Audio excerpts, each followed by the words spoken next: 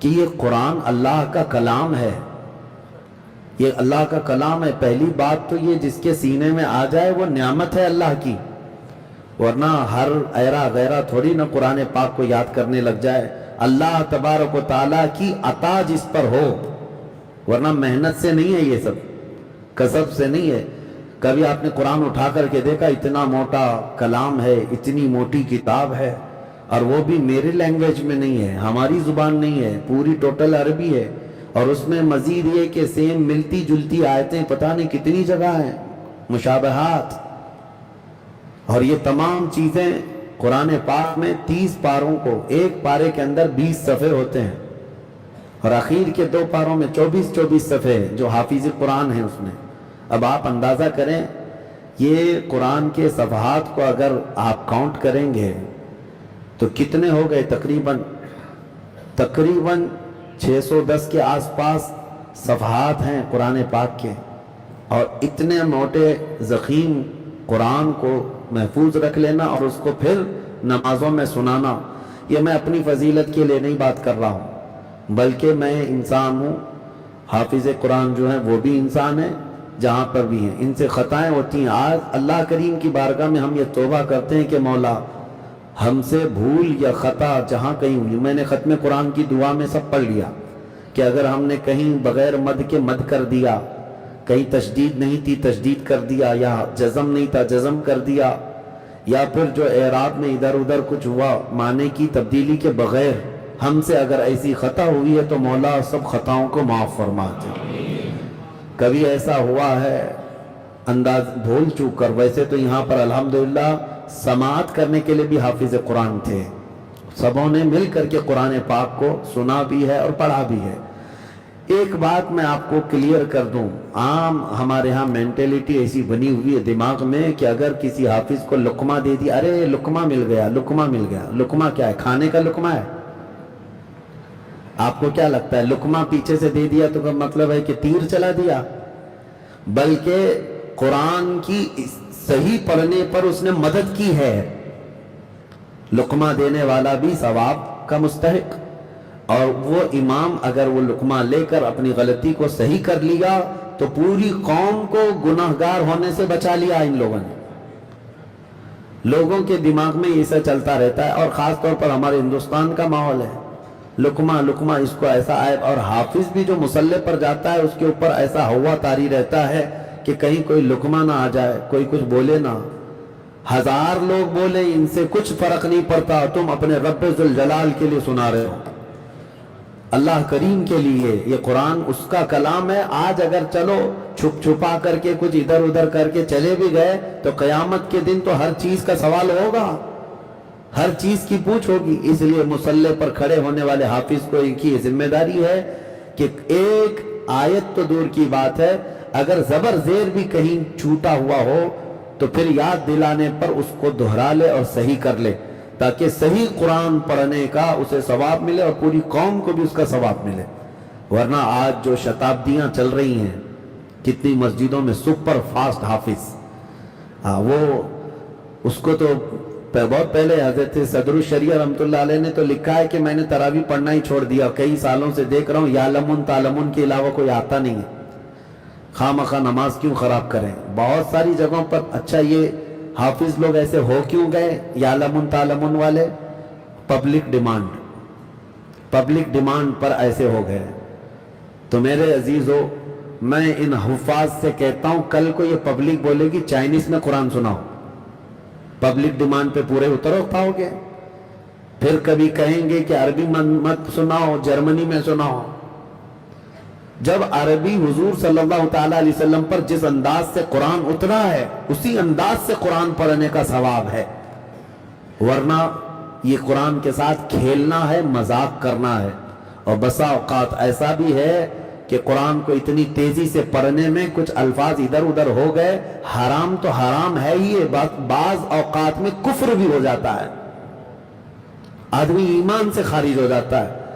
اور اس طرح کا قرآن پڑھنا بھی حرام اور سننا بھی حرام، جو سنتا ہے وہ بھی حرام کام کرتا ہے۔ ارے 3 دن میں تراویح ختم کر کے آیا، 5 دن میں ختم کر کے آیا، کیوں میاں باقی سب کیا کرنا ہے؟ بھنڈی بازار میں گھومنا ہے؟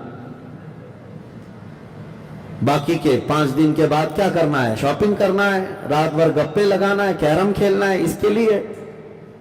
ہاں اگر تمہارا ارادہ یہ تھا کہ قرآن ایک نہیں 4 قرآن ختم رمضان میں کریں گے تو بہت اچھی بات تھی، لیکن حافظ سے اسی انداز میں سنو جو تجوید کے ساتھ میرے آقا صلی اللہ علیہ وسلم نے پڑھنے کا حکم عطا فرمایا۔ میرے عزیزو ایک بات یاد رکھیں، ہماری مسجد میں نے دیکھا پہلے دن سے لے کر آج کے دن تک پوری صفیں بھری ہوئی تھی الحمدللہ۔ قرآن پڑھنے میں تھوڑا ٹائم تو لگتا تھا، 1.25 گھنٹہ سے قریب، کبھی اس سے زیادہ ہو جاتا تھا، تو کیا آپ بھاگ جاتے تھے تراویح چھوڑ کر؟ لگے ہوئے تھے، پوری 20 رکعت پڑھ کے جاتے تھے۔ اچھا سمجھ میں یہ نہیں آتا کہ ٹھیک ہے آج ہم نے جھلا دیا 1.5 گھنٹہ، لوگوں کو اگر ایسا لگتا ہے بہت لمبی ہے تو کل تو لوگوں کو نہیں آنا چاہیے، لیکن روز آتے ہیں۔ اس کی وجہ میں بتاؤں، صحیح کھانا جہاں ملتا ہے لوگ وہیں جاتے بھی ہیں۔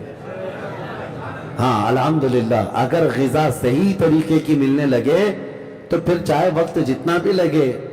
ہاں میں سمجھتا ہوں اہل خیرت جتنے بھی نماز کے لیے ہمارے ہاں کھڑے ہوتے ہیں ان کے ذہن میں یہ بات تو ہوگی کہ پڑھ رہے ہیں یا سن رہے ہیں تو کوئی اور چیز تو نہیں، اللہ کا کلام ہی تو سن رہے ہیں۔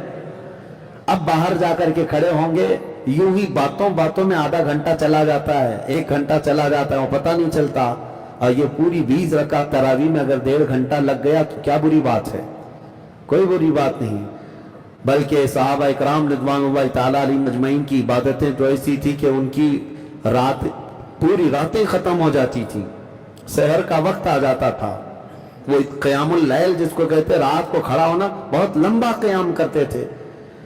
اور بعض روایات میں ہے کہ صحابہ 100 رکعتیں پڑھتے تھے ایک رات کے، کیونکہ پوری رات جو ہے عبادت میں چلی جائے۔ ہمارے لوگوں میں ایسا یہ مزاج بنایا جا رہا ہے کہ ایک بہت اہم ڈیوٹی ہے، اس کو کرو اور بھاگو۔ ایسا نہیں ہے، خشوع و خضوع کے ساتھ، طبیعت کے ساتھ تراویح کو پڑھو۔ تراویح کی نماز یہ ایسی نعمت اللہ کی ہے کہ اگر آپ کی آج تراویح چھوٹ گئی نا، دوسری نماز اگر چھوٹی، جیسے فجر چھوٹی تو قضا کر سکتے ہیں، ظہر چھوٹی تو قضا کریں گے، لیکن تراویح اگر چھوٹی تو اس کی قضا ہے ہی نہیں زندگی میں۔ ایک چھوٹ گئی ہو گیا، اس کی قضا نہیں ہوگی۔ اس سے اندازہ لگاؤ کہ یہ اسی وقت کے لیے خاص دی ہوئی نعمت ہے، وقت نکل گیا تو اس تراویح کی قضا نہیں ہوگی۔ لہذا تراویح کو جس طرح قرآن پاک پڑھنے کا حکم دیا گیا اسی انداز سے قرآن پڑھو، ورنہ یعلمون تعلمون کر کے گناہ اپنے اوپر کما ہو گیا اور اس کے علاوہ کچھ نہیں ہوگا۔ تو جو میں مسئلہ عرض کر رہا تھا کہ حفاظ کرام جو پیچھے ہیں ان کی بھی ذمہ داری ہے کہ وہ قرآن کو صحیح سنیں، اگر ایک آیت میں بھی کہیں ادھر ادھر ہوا ہے تو وہ امام کو اطلاع کر دیں، پڑھنے والے کو اطلاع کر دیں۔ حالانکہ نماز خراب نہیں ہوتی لقمہ دینے سے، کسی کی نماز خراب نہیں ہوتی۔ ہاں امام نے اگر لقمہ نہیں لیا تو الگ مسئلہ ہے، لقمہ دینے سے نماز خراب نہیں ہوتی، بلکہ غلط پڑھی ہوئی چیز کو صحیح کرنے کے لیے لقمہ ہوتا ہے۔ اور یہ ہونا چاہیے، مزاج بناؤ اس چیز کو کہ یہ حفاظ کرام جس طرح قرآن پڑھتے ہیں، آپ نے کبھی سوچا دماغ میں ان کو کیا کیا چیزوں کا دماغ میں محفوظ رکھنا پڑتا ہے؟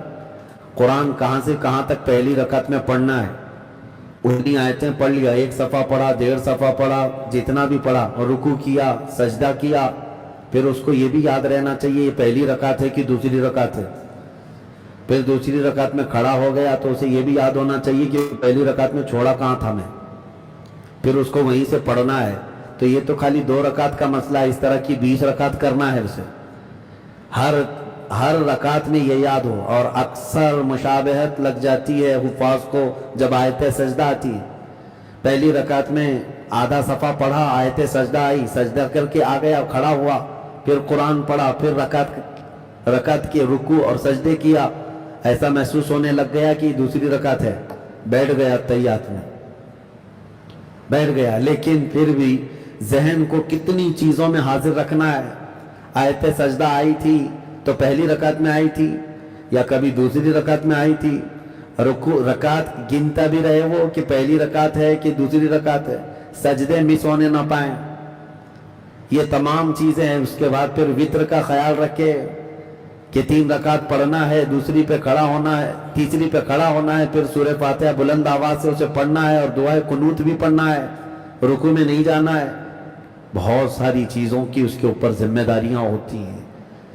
इतना ही नहीं, सलाम फेरने के बाद फिर उसको दुआ में भी मशगूल रहना है, तस्बीह भी सुनना है। ये तमाम चीज़ें मेरे अजीज़ों, ये आम सी बात नहीं। मुसल्ले पर खड़े होने के वक्त मैं तो सिर्फ अपने लिए महसूस करता हूँ, 1000 मेहनत करने वाला भी फिसल जाएगा, लेकिन मैं सिर्फ इतना महसूस करता हूँ, मुसल्ले पर खड़े होकर अगर ये रकातें पूरी कंप्लीट होती हैं तो सिवाय रब्बुल आलमीन की मदद के नहीं हो सकता। वो अल्लाह करीम की मदद है, वरना कैलकुलेशन बिगड़ जाता है। हाँ, हिसाब चला जाएगा। 20 रकात अक्सर ऐसा होता रहा है, और बहुत पहले हमारे साथ भी हुआ इस तरह से। कभी 2 की बजाय 3 रकात पढ़ लिए, दूसरी पे बैठे ही नहीं, खड़े हो गए, नमाज फासिद हो गई, फिर से पढ़ाना पड़ा, 23 रकात हुई 20 की जगह। लेकिन ये कोई ऐसा ऐब नहीं है जिसको लोग जो है ताना मारते हुए घूमे। बेचारे आते हैं रमजान में एक मरतबा, एक लुकमा हाफिज को लगा तो मोहल्ले में फिरते फिरते घूमते घूमते कह जाए, पता है हाफिज साहब को लुकमा लगा। ऐसा लगता है कि ये बड़े अल्लामा साहब हैं जो गुफ्तगू कर रहे हैं। आप खड़े होकर के 1 रकात पढ़ के देखो या पढ़ा के देखो। खुद नमाज पढ़ते हैं तो पूरी दुकान का हिसाब किताब करते रहते हैं, दिमाग तो हाजिर रहता नहीं है नमाज में। और अगर इमाम से खता हो जाए, हाफिज से खता हो जाए, तो मोहल्ले भर में चर्चा कर रहे होते हैं, अब पता है आज तो लुकमा लगा उनको। और ऐसा भी हुआ है, हाफिज साहब नमाज पढ़ा करके जा रहे हैं, कोई साहब पकड़े और पूछने लगे, क्या बात है हाफिज साहब, रोज तो आपको लुकमा लगता है। हमने ऐसे कई हुफ्फाज के बारे में सुना, वो हमसे आकर कह रहे थे, हज़रत लोग ऐसे पकड़ के पूछते हैं। तो हमने उनसे, हाफिज साहब से कहा, खुशी से जवाब दीजिए, मैं लुकमे खा रहा हूं, आपको तकलीफ दर्द क्यों हो रहा है? खाने वाले को पेट में पॉइजन नहीं हो रहा, देखने वाले को क्यों हो रहा है?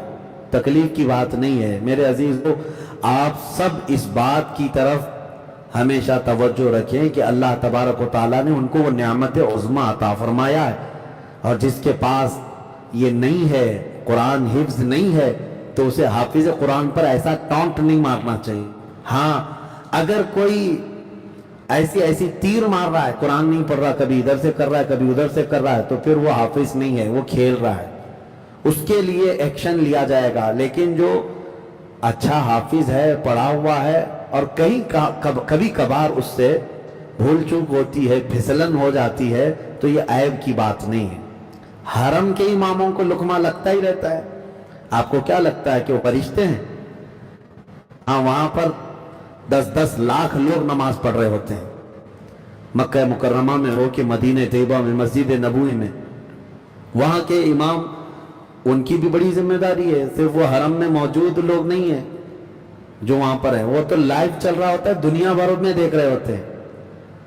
तो पता नहीं कितना बड़ा दिमाग पर बोझ रहता है कि पूरी दुनिया देख रही है, उसके बावजूद भी उनको कुरान में खता हो जाती है। कभी आयत भूल गए, पीछे से 10 लोग बोल देते हैं, लेकिन उसको ऐब नहीं। बादशाह ने दूसरे दिन कह दिया, इमाम साहब कल से मत पढ़ाना, ऐसा नहीं होगा, बल्कि उसको अच्छा समझा जाता है। अच्छा समझा जाता है कि कुरान पाक को इन्होंने गलत मार के तो नहीं किया, कम अज कम सही करने के लिए चाहे 2 बार या 3 बार लुकमा लेना पड़ा, लेकिन आयत को सही करके नमाज किया। हाँ, बल्कि अभी मैं एक क्लिप देख रहा था, हरम के एक इमाम, बहुत पुराना इमाम है, और सूरह बकरा शुरू किया, अलिफ लाम मीम ज़ालिकल किताबु ला रैब फीह। क्या है? आप लोग कुरान हाफिज नहीं है, लेकिन इतनी एक आयत याद है आपको, हुदल लिल। और वो 25 साल से इमाम है, लेकिन वो नमाज में भूल गए इस आयत पे, हुदल लिल आलमीन पढ़ने लगा। आयत की बात नहीं है। हो सकता है कि कभी सूरह फातिहा में गलती हो जाए, इंसान है, कभी भी फिसल सकता है। मैंने हमारे उस्ताद से एक बात सुनी थी बचपन में, जिन्होंने मुझे हिफ्ज कराया। कहा कि एक बाप और बेटे थे, दोनों बड़े पक्के हाफिज थे। बाप ने कहा, मुझे कुरान पूरा ऐसा याद है जैसे सूरह फातिहा याद है। बेटे ने कहा मुझे तो पूरा कुरान ऐसा याद है जैसे कुल वल्लाह का सूरा याद है, सूरह इखलास की तरह। बाप ने कहा चलो सुनाओ, देखता हूं। फिर कुल वल्लाह वाहिद का सूरा छोटा सा है, कोई गलती होती नहीं इसमें। तो इस तरह अगर तुझे पूरा कुरान याद है, इसका मतलब है कि कोई गलती ही नहीं होगी, कोई खता ही नहीं होगी। मैं सुनता हूं, बेटे से एक ही बैठक में पूरा कुरान सुनने लगे हो। उसने शुरू किया बेटे ने, और जब अल्हम्दुलिल्लाह अलिफ लाम मीम से चलते चलते चलते हर पारा हर सूरे बराबर बराबर, एक मिस्टेक नहीं, एक खता नहीं, पूरा कुरान खत्म के करीब आया, पूरा कुरान खत्म के करीब आया। सूरह इखलास में पहुंचा, कुल हुवल्लाहु अहद अल्लाहुस समद लम यलद व लम यूलद। कहा बाप ने, तू तो कह रहा था कि पूरा कुरान तुझे कुल वल्लाह की तरह याद है, लेकिन कुल वल्लाह ही नहीं याद है। माफी तलब की, और उसके बाद बाप ने कहा कोई ये दावा नहीं करेगा कि कुरान को इस तरह से पढ़ लूंगा उस तरह से पढ़ लूंगा।